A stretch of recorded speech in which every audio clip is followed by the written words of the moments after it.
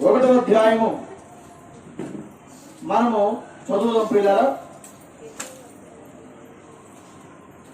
3వ వచనం నుండి, నేను మోషేతో చెప్పినట్లు మీరు అడుగు పెట్టు ప్రతి స్థలమును మీకిచ్చుచున్నాను. అరణ్యమును ఈ లెబానోను మొదలుకొని మహానది అయిన యూఫ్రటీసు నది వరకును, హిత్తీల దేశమంతయు పడమట మహాసముద్రం వరకును మీకు సరిహద్దు. నీవు బ్రతుకు దినములన్నిటిను ఏ మనుష్యుడు, ఈ మాటలు ఎవరు చెప్తున్నారంటే దేవుడు యెహోషువతో మాట్లాడుతున్నాడు. ఒక మనిషి మాట్లాడతలేదండి, యెహోషువతో దేవుడు మాట్లాడుతున్నాడు. నువ్వు బ్రతుకు దినములన్నీ ఏ మనుషుడు ఎదుట నిలవలేకుండును, నేను మోషేకు తోడైనట్లు నీకును తోడైందును, నిన్ను ఎడవను నేను ఎడబాయను, నిబ్బరము కలిగి ధైర్యముగా ఉండును, వారికి ఇచ్చేదనని నేను ప్రమాణం చేసిన ఈ దేశమును నిశ్చయముగా ఈ ప్రజల స్వాధీనము చేసేదవు. అయితే నీవు నిబ్బరము కలిగి జాగ్రత్త పడి బహుధైర్యముగా నుండి నా సేవకుడైన మోషే నీవు నడుచు ప్రతి మార్గములో చక్కగా ప్రవర్తించినట్లు నీవు దాని నుండి కుడికి గాని ఎడమకు గాని తొలగకూడదు. ఈ ధర్మశాస్త్ర గ్రంథమును నీవు బోధింపక తప్పుకోకూడదు. దానిలో వ్రాయబడిన వాటన్నిటి ప్రకారం చేయుటకు నీవు జాగ్రత్త పడినట్లు దేవారాత్రులు దానిని ధ్యానించిన ఎడల నీ మార్గమును వర్ధిల్ల చేసుకుని చక్కగా ప్రవర్తించదు. నేను నీ ఆజ్ఞ ఇచ్చుచున్నాను కదా, నిబ్బరము కలిగి ధైర్యముగా నుండుము, దిగులు పడకము జడియకుము. నీవు నడుచు మార్గం అంతటిలో నీ దేవుడైన యెహోవా నీకు తోడై ఉండెను. ఆమేన్. హల్లెలూయా. యెహోషువను నీవు పిలిచి ఆత్మతో నింపితివి, యెహోషువను నీవు పిలిచి ఆత్మతో నింపితివి, శాశ్వత సైన్యముపై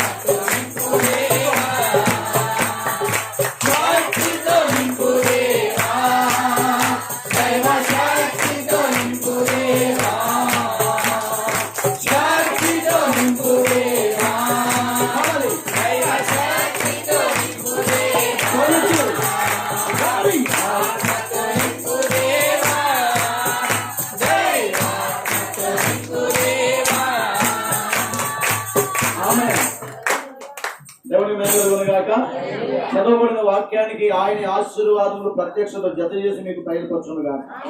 ఆమేన్. అందరూ కూర్చోండి. మంచిది.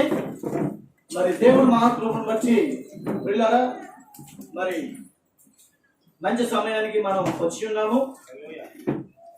జాగ్రత్తగా మనము దేవుని వాక్యములోనికి వెళ్ళి చూసినట్లయితే ఎన్నో నిజాలు, ఎన్నో సంగతులు పరిశుద్ధ గ్రంథంలో ఉన్నాయి.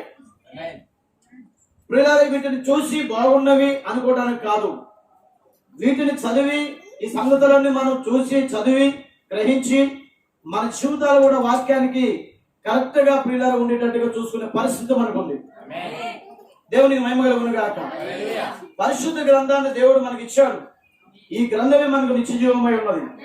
ఈ వాక్యమే మనకు నిత్య జీవమై ఉన్నది. ఈ వాక్యము మనకు మార్గదర్శి ఉన్నది. దేవునికి మహిమ కలుగును గాక. సరే ప్రియులారా, పోయిన వారం మనం మాట్లాడుకున్నాము నమ్మలేని నిజము అనే అంశంలో పార్ట్ 1 మాట్లాడుకున్నాం.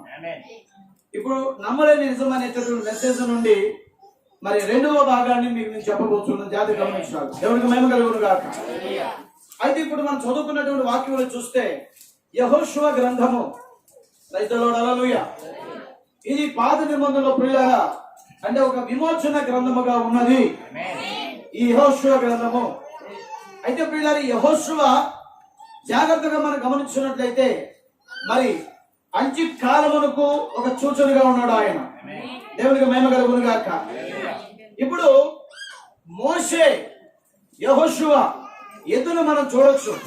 ఇక్కడ దేవుడు మాట్లాడుతున్నాడు యెహోషువతో, నేను మోషేకు తోడైనట్లు నీతో కూడా ఉంటానని చెప్తున్నాడు. మోషేకి ఎలాగ తోడై ఉన్నానో నీకు అలాగే తోడై ఉంటాను. అయితే నువ్వేం చేయాలి? నిబ్బరమ కలిగి ఉండాలి, నిబ్బరమైన బుద్ధి కలిగి ఉండాలి, నిబ్బరమైన మనసు కలిగి ఉండాలి. హల్లెలూయా. నిబ్బరమైన ఆత్మ కలిగి ఉండాలి. చక్కగా మాట్లాడుతూ ఉన్నాడు. అంతేకాదు నువ్వు దిగులు పడవలసిన పని లేదు, ఎందుకంటే నేను నీకు తోడై ఉన్నానని చెప్పి మాట్లాడుతున్నాడు ఆయన. దేవుడికి మహిమ కలుగును గాక. ఎందుకంటే నా సేవకుడికి నేను తోడై ఉన్నాను, నేను కూడా నీకు తోడై ఉంటానని చెప్పేసి వాగ్దానం చేశాడు ఆయన. Praise the Lord. హల్లెలూయా. ఎందుకంటే నా ప్రియమైన దేవుని పిల్లరా, మోషే కనాను దేశానికి అనగా వాగ్దాన దేశానికి ఇశ్రాయేలు ప్రజలను తీసుకురాకుండానే, ఆయన కూడా ప్రవేశించకుండానే మోషే ప్రియులారా యోర్దాను యువతల్నే ఆయన మరి దేవుని యొక్క సన్నిధికి వెళ్ళిపోవడం జరిగింది. దేవుని స్తోత్రం. మోషే మరణించడం జరిగింది. అయితే ఉన్నటువంటి వారిని కనాను దేశానికి వాగ్దాన భూములకు తీసుకెళ్ళడానికి దేవుడు మరి మోషే యొక్క స్థానంలోని ఎవరిని తీసుకొచ్చాడు? యెహోషువను తీసుకొచ్చాడు. జాగ్రత్తగా మీరు గమనించాలని కోరుతున్నాను. దేవుని స్తోత్రం గాక.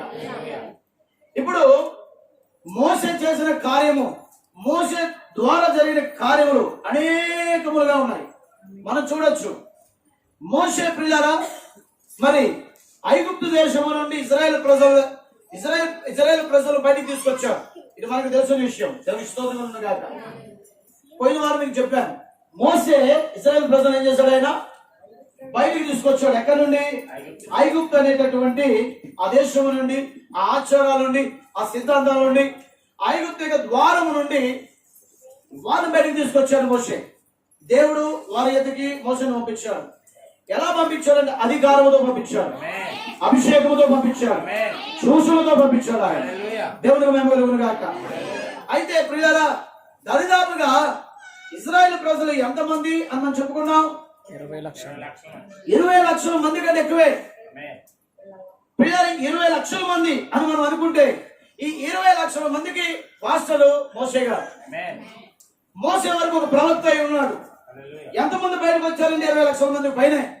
ఈ 20 లక్షల మంది ఎక్కడ తీసుకెళ్ళాలి మోషే? ఇప్పుడు దేవుడు చేసిన వాగ్దాన భూములోకి. దేవుడు వాగ్దానం చేశాడు, వారికి వాగ్దాన భూములు ఇస్తాను. ఎలాంటి భూమి అదంటే, వారు నాటిన చెట్లు ఉంటాయి అక్కడ, వారు కట్టని ఇల్లులు ఉంటాయి అక్కడ, వారు వేసిన పంటలు ఉంటాయి అక్కడ, పాలు తేనెలు ప్రవహించు దేశము, కొండలు నదులు గల దేశము, దేవుడు ఆయన పిల్లలకి ఇవ్వదలసిన దేశం అది. వారికి ఇవ్వాలనుకున్న వాగ్దానం చేసిన భూమి అది.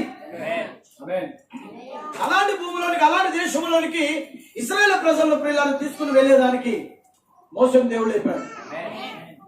అయితే జాగ్రత్తగా గుర్తుపెట్టుకోండి, దేవుడే వాళ్ళని బయటికి తీసుకొచ్చి ఒక్క దెబ్బతో వాళ్ళని కనాను దేశానికి తీసుకుని వెళ్ళగలడు. కానీ దేవుడు తన సేవకుడైన మోషేలో నుండి కార్యం చేయడం మొదలు పెట్టాడు. ఆమేన్. హల్లెలూయా. అయితే ఇశ్రాయేలు ప్రజలు బయటకు వచ్చారు. సరిగ్గా వారు ఎక్కడికి వచ్చారండి? ఎర్ర సముద్రం దగ్గర వరకు వచ్చారు. మీకు చెప్పిన వాక్యం గుర్తుందా? ఎర్ర సముద్రం దగ్గరకు వచ్చారు. ఎర్ర సముద్రం ఇప్పుడు వారికి అడ్డుగా ఉన్నది. అక్కడ అదొక ఎదురుకి మరో సైన్యము తరుముతూ ఉంది. ముందు ఎర్ర సముద్రం ఉంది. మోసే ఈ 20 లక్షల మందిని ముందుకు తీసుకెళ్తున్నాడు. ఎర్ర సముద్రం దగ్గరకు వచ్చేసరికి ప్రయాణం అయిపోయింది. అక్కడ ఈ వచ్చినటువంటి ఇశ్రాయేలు అందరూ కూడా సనగడం మొదలు పెట్టారు. గొడుగులు స్టార్ట్ అయిపోయినాయి. వారి విశ్వాసం అక్కడ తేలిపోతా ఉంది. ఓ మోసే, మమ్మల్ని ఇక్కడ ఎందుకు తీసుకొచ్చావు? ఆ పరో చేతిలో లేక పరో సైన్యం చేతిలో చావడానికా, లేక ఎర్ర సముద్రం పడి చావడానికా? ముందే ఎర్ర సముద్రం ఉంది, వెనక పరో సైన్యం, రెండు సమస్యలు మాకు వెనక ముందు ఉన్నాయి. ఎలా ఇప్పుడు? ఇది చాలా పెద్ద సమస్యగా ఉన్నది. నిన్ను నమ్మొచ్చాం, నీ మాట వినొచ్చాం, నువ్వేదో గొప్ప కార్యం చేసావు దేవుడి పేరుట. చాలా చాలా మేము చూసాం. ఇప్పుడు ఈ ఎర్ర సముద్రం దగ్గర తీసుకొచ్చావు. ఇప్పుడేంటి మా పరిస్థితి? నువ్వు చెప్పరా? అంతకు ముందు ఐగుప్తు దేశంలో 10 కార్యాలు చూశారు వీళ్ళు, 10 అద్భుతాలు చూశారు వీళ్ళు. అయినా వీరికి సరైన విశ్వాసం ఇంకా రాలా. ఆ ఎర్ర సముద్రాన్ని చూసి భయపడుతున్నారు, ఆ ఎర్ర సముద్రం చూసి ఆలోచనలో పడిపోయారు. వీళ్ళు చూస్తుంది ఎర్ర సముద్రాన్ని, వీళ్ళు చూస్తుంది పరో సైన్యాన్ని. కానీ ఇక్కడ మనం గమనించవలసింది ఏంటంటే, ఈ ప్రజలు ముందు వెనుక చూస్తున్నారు కానీ పైన ఉన్న దేవుడు వైపు చూడలేదు. దేవుడికి స్తోత్రం కలుగును గాక. ఎందుకంటే వారు పైగానే దేవుడు ఉన్నాడు. ఇంకో విషయం చెప్పనా, వారి మధ్యలో మోసే ఉన్నాడు, మోసేలో దేవుడు ఉన్నాడు. మోసే ఏం చేస్తున్నాడు? ఆయన ప్రార్థన చేస్తున్నాడు. దేవుడు అన్నాడు, మోసే ఏం చేస్తున్నావు? నేను ప్రార్థన చేస్తున్నాను. ప్రార్థన కాదు, ఇప్పుడు సముద్రం దగ్గరికి వెళ్ళు, నీ కర్ర పైకెత్తు, పలుకో, నువ్వు మాట్లాడు. దేవుడికి స్తోత్రం కలుగును గాక. మోసే మాట్లాడితే కార్యం జరుగుతాయా? మాట్లాడతాడు ఎవరు కూడా. మోసే మాట్లాడితే దేవుడు కార్యం చేస్తాడా? ఖచ్చితంగా చేస్తాడు. ఎందుకంటే అలాంటి వడంబడిక, అలాంటి నిబంధన చేస్తాడు దేవుడు మోసే. ఆమేన్. అయితే ప్రజలందరూ కూడా కలిమిని అయిపోతున్నారు, కంగారు పడుతూ ఉన్నారు. మరణ భయం చేత అటు ఇటు తడబడుతూ ఉన్నాయి వాళ్ళ మనసులు. చెప్పాను, యేసు క్రీస్తులో వాక్యంలోనికి మీరు వచ్చిన తర్వాత, యేసు క్రీస్తులోకి వచ్చిన తర్వాత, వాక్యంలోకి వచ్చిన తర్వాత కొన్ని శ్రమలు వస్తాయి, కొన్ని శోధనలు వస్తాయి, కొన్ని ఇబ్బందులు వస్తాయి.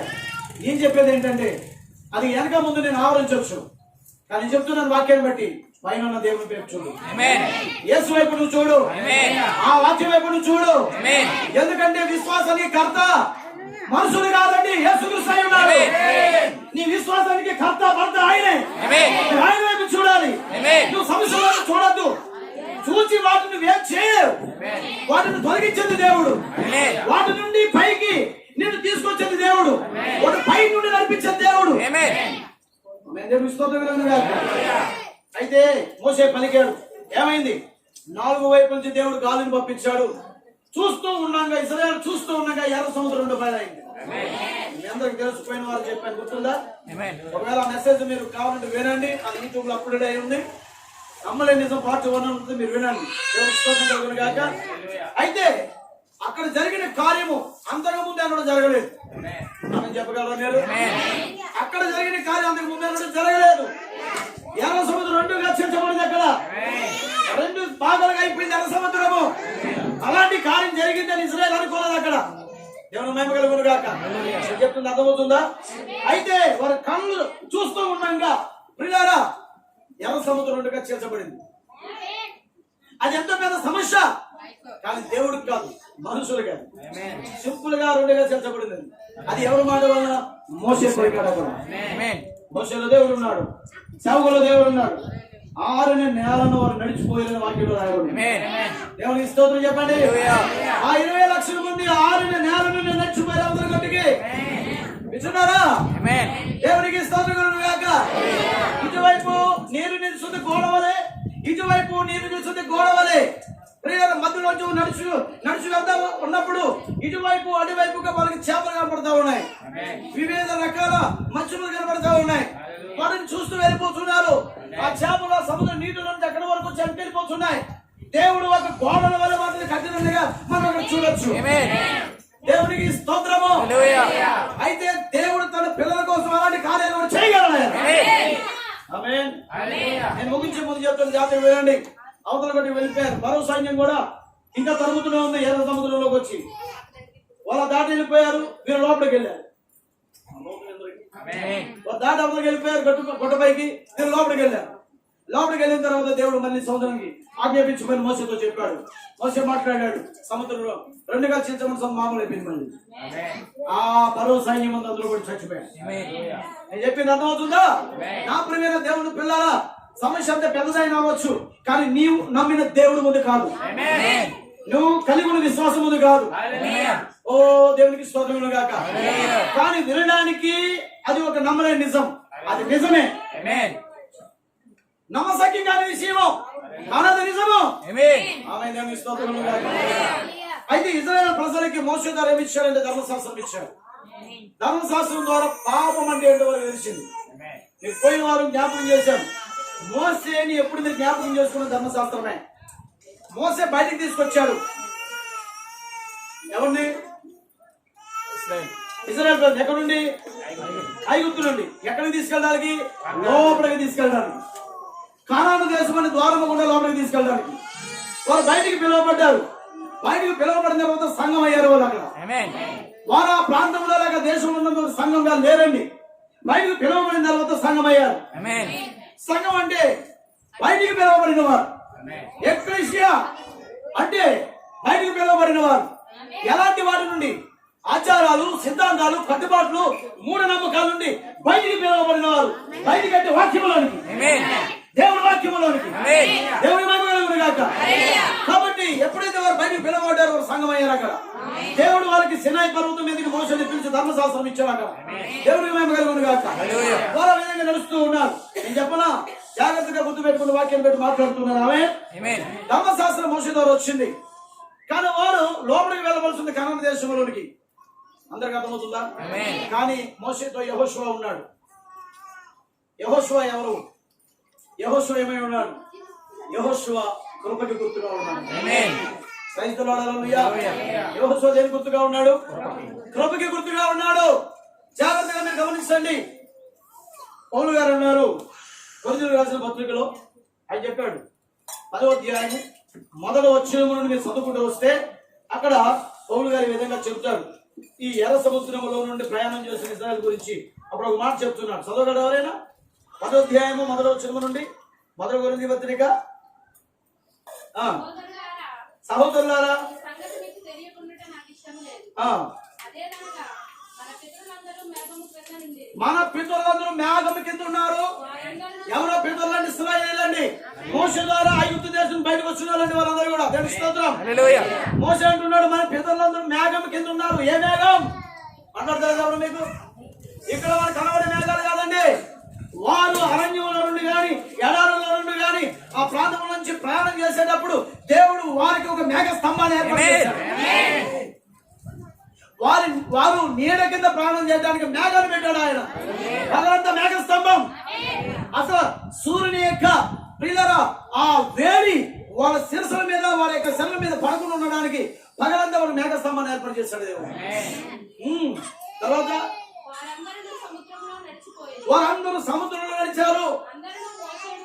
అందరూ మోసేను బట్టి మేఘములోను సముద్రములోను ఏం పొందారంట? బాప్తిజం పొందారు వాళ్ళు. స్తోత్రములు గాక.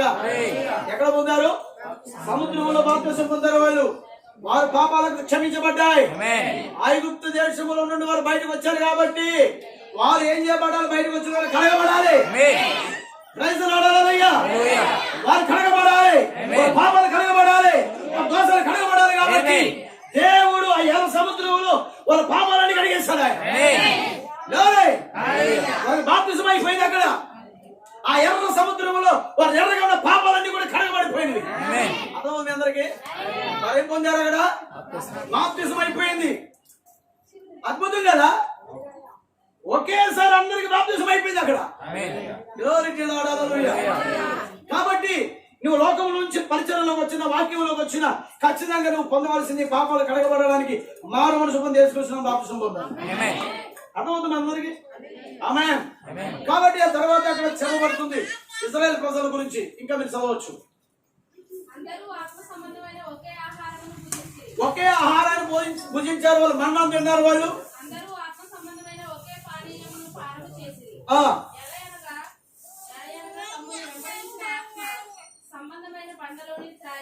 వారు ఆత్మ సంబంధమైన బండలోనిది త్రాగారని పౌలు గారు చెప్తున్నారు ఇక్కడ. ఆ బండలో కాదు, క్రీస్తే వారిని వెంబడించిందంటే ఒక బండ. ఆ బండలో నుంచి స్వచ్ఛమైన నీళ్లు త్రాగారు వాళ్ళు. దేవునికి స్తోత్రం. ఆయన తన పిల్లల్ని పోషించాలనుకుంటే అలా పోషిస్తారు ఆయన. ఆకాశంలో మన్నా కురిపించాడు, ఒరేలు పిట్టలు కురిపించాడు ఆయన. ఓ బండ నుంచి నీళ్లు ఇచ్చాడు ఆయన. దేవుడికి మహిమ కలుగును గాక. ఓ ఆ బండ నుంచి నీళ్లు త్రాగడమే కాదు, ఆ నీళ్లు ప్రియులారా వారు అన్ని కార్యక్రమాలకు వాడుకున్నారు. దేవుడికి స్తోత్రం చెప్పండి. ఇంకా బండలోంచి నీళ్లు చిన్న చిన్న డ్రాప్స్ రాలేదండి, ఆ బండలో నుంచి ప్రవాహముగా నీళ్లు వచ్చాయి. ఆ బండలో నుంచి నీళ్లు ప్రవాహముగా వచ్చాయి. ఆ బండ ఎవరికి సాదృశ్యమో పౌలుగా చెప్పేవారు వారికి తెలియదు. ఆ బండ యేసుక్రీస్తు. ఆ నీళ్ళేమో కాదు, దేవుడి వాక్య మర్మమై ఉన్నవి, శివజలమై ఉన్నది. దేవుడి వాక్య ప్రత్యక్షత ఉన్నది. ఆ క్రీస్తులో నుంచి జీవజలములు దేవుడి వాక్యమై ఉన్నది. ప్రతి వారి హృదయంలోకి వెళ్ళాలి ఆ వాక్యం, ఆ జీవజలం. దేవుడి స్తోత్రం చెప్తారా? బండ క్రీస్తు అయితే, ఆ బండ నుంచి నీళ్లు జీవజలాలు అయితే, ఆ జీవజలాల వాక్య ప్రత్యక్షత అయితే, ఆ వాక్య ప్రత్యక్షతలైన ఆ జీవజలములు, ఆ జీవజల ఓటలు మనందరి హృదయాల నుంచి బయటకు రావాలి. అంటే ముందు లోపలికి వెళ్ళాలి. దేవుని మహిమ కలుగును గాక. నేను చెప్పే విషయం అర్థమవుతుందా? దేవుని స్తోత్రం చెప్పగలరా మీరు? ఇప్పుడు చూడండి, చదవండి. వారిలో ఎక్కువ మంది ఏంటి? బండ నుంచి నీళ్ళు ఇచ్చినా, మన్నా కురిపించినా, పుర్రెల పెట్టలు వాళ్ళకి ఇచ్చినా, మేఘ స్తంభాన్ని ఏర్పాటు చేసినా, ఒక మోసే ప్రవక్తను దేవుడు ఇచ్చాడు, ధర్మశాస్త్రాన్ని ఇచ్చాడు, కృపను కూడా దేవుడు వాళ్ళకి ఇచ్చాడు. ఆమేన్, హల్లెలూయా. అయినా వారిలో అనేకులు దేవునికి ఇష్టలుగా ఉండలేదు. అందుకే చాలా మంది అరణ్యంలో సంహారం చేపట్ట పౌలు గారు సాక్ష్యం ఇస్తున్నారు కొరింథీ సంఘానికి. దృష్టాంతంగా చెబుతున్నాడు వాళ్ళ మార్పు కోసము. ఆ సంఘములో ప్రియులారా సరైన క్రమశిక్షణ రావాలని, ఆ సంఘములో ప్రియులారా సరైన గ్రహింపు రావాలని, మార్పు రావాలని, ఆ సంఘంలో ఉన్నటువంటి ప్రియులారా అవకతవకలు పోవాలని, హెచ్చరికలు పోవాలని వారు గురించి పౌలు గారు మోసే యొక్క ప్రయాణమును, మోసే యొక్క నడిపింపును, మోసే కాలమును, ఇశ్రాయేలు ప్రజల యొక్క యాత్రను వివరిస్తున్నాడు ఇక్కడ దృష్టాంతంగా. మా కోసమే చెప్పాడా పౌలు గారు? అవును, వాళ్ళ కోసమే చెప్పాడు. దేవుని మహిమ కలుగును గాక. ఎందుకంటే అలాంటి దృష్టాంతం చెప్పకపోతే వాళ్ళకి అర్థమవుతుంది, మార్పు రాదు. అర్థమవుతుందా? పరిశుద్ధ గ్రంథం అంతా దృష్టాంతాలతోనే ఉంది, నెరవేర్పులతో ఉంది. ఆమేన్. ఇంకా మనిషి ముందుకెళ్ళొచ్చు. వారు ఆశించిన ప్రకారము మరి సంఘానికి చెప్తున్నారు. వారు ఆశించారు కానీ చెడ్డవాడిని ఆశించారు.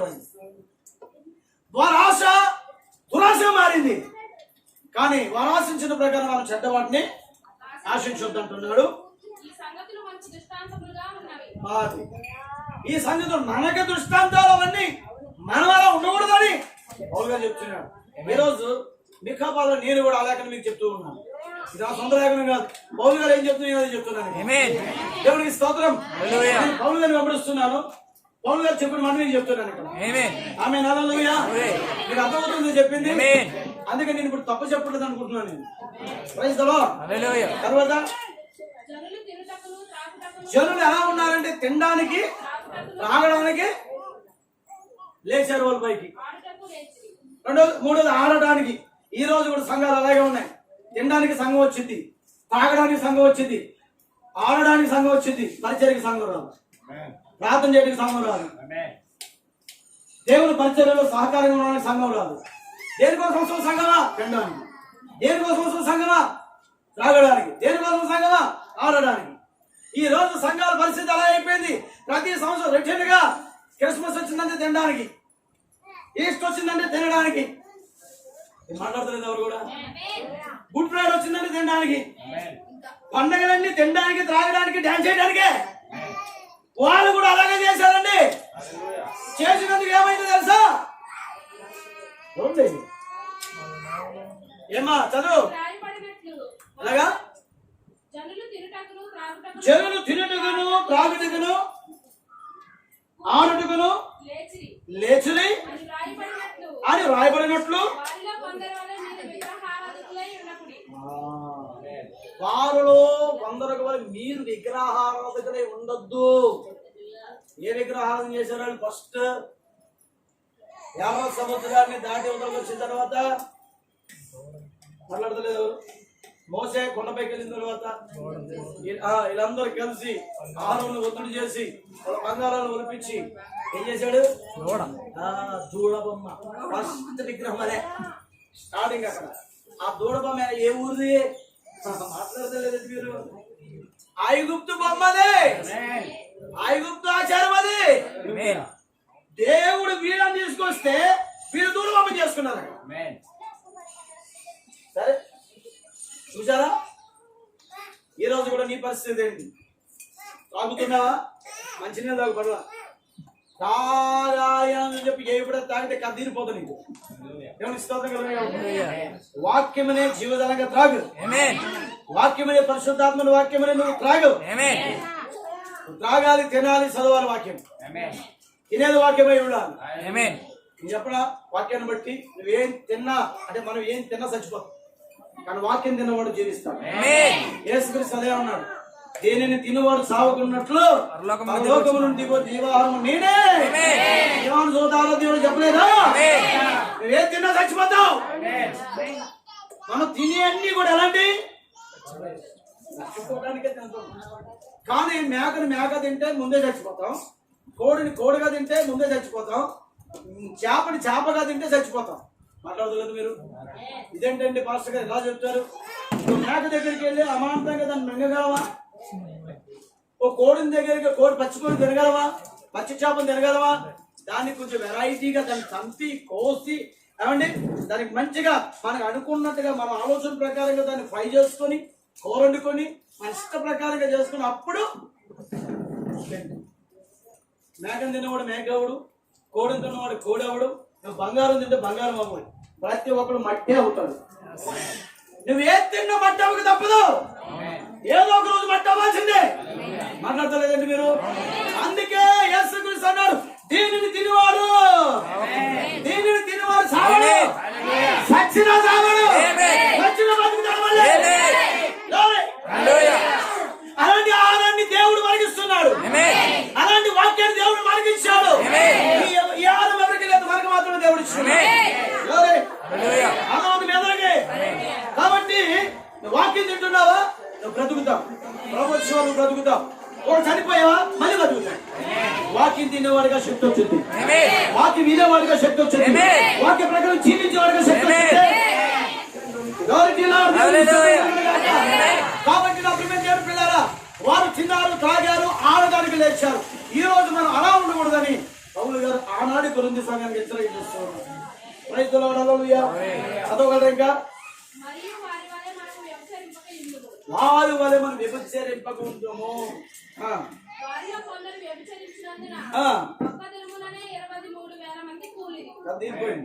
23,000 మంది చచ్చిపోయారు. ఆత్మ సంబంధమైన వ్యభిచారం. అదండి 10 మార్లు శోధించారంట వాళ్ళు. మనము ప్రభువుని శోధింపక విందుము. వారిలో కొందరు శోధించి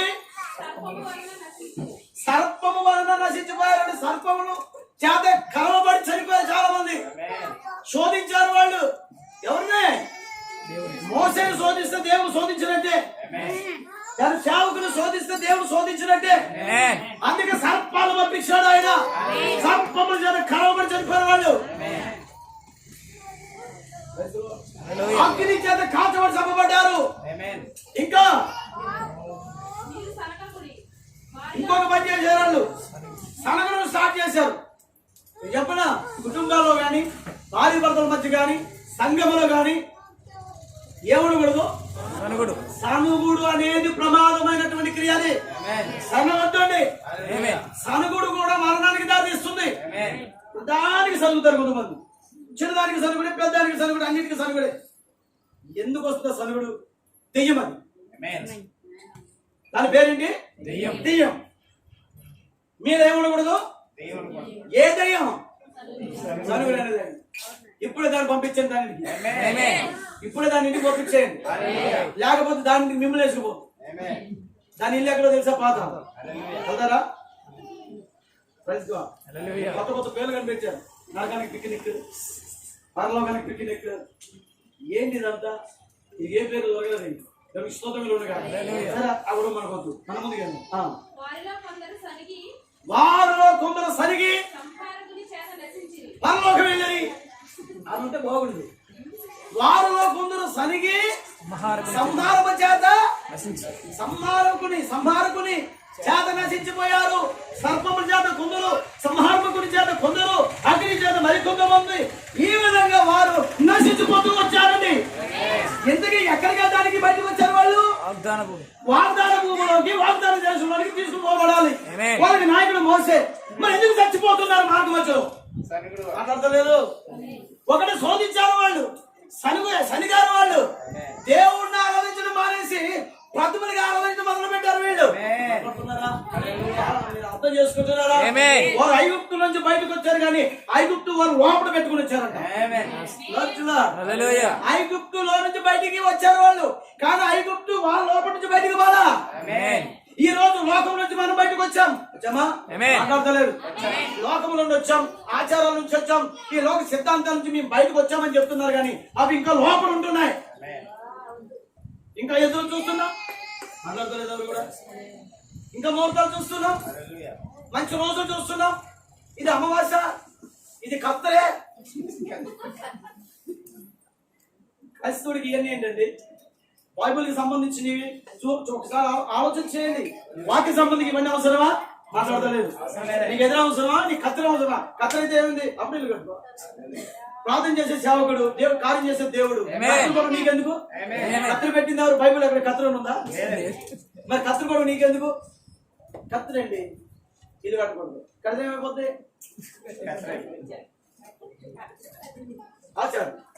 ఇప్పుడు ఈయన ఏం నమ్మాడంటే కత్తెర నమ్మాడు. అంటే ఈ సమయం మూడు నమ్మకాలు ఇవన్నీ. మన దేశంలో కట్టింది. ఇదే సమయంలో, అదే రోజుల్లో ఇతర దేశాల్లో ఈ కత్తులు ఉండవు. మరి మనకు ఇల్లు కట్టుకుంటా పెళ్లి చేసుకుంటాం. ఏంటి సంగతి? మాట్లాడతలేదు మీరు. క్రైస్తవుడికి సిద్ధాంతం ఒకటే, దేవుని వాక్యం. ఏ రోజైనా మంచిదే. వారం ఎంత వాక్యంలోకి వచ్చిన అంత పరిచయం వారాలు పడింది. ఏ వారం మంచిది కదా? శనివారం రా, శుక్రవారం రా, మంగళవారం రా. మరి ఏ రోజు మంచిది? అలాంటి రోజు బుధవారం మంచిది, అలాంటి రోజు మంచిది. నీ చెప్పిన రోజు రెండు మంచిది. ఎందుకంటే ఆ రోజు మనల్ని సృష్టించాడు భూమి మీద. మరి ఎందుకు ఇవన్నీ నీకు? ఏంటి? దైవ సేవకుడు కావాలి, బైబిల్ కావాలి, ప్రార్థన కావాలి, దేవుడు కావాలి, ముహూర్తము కావాలి.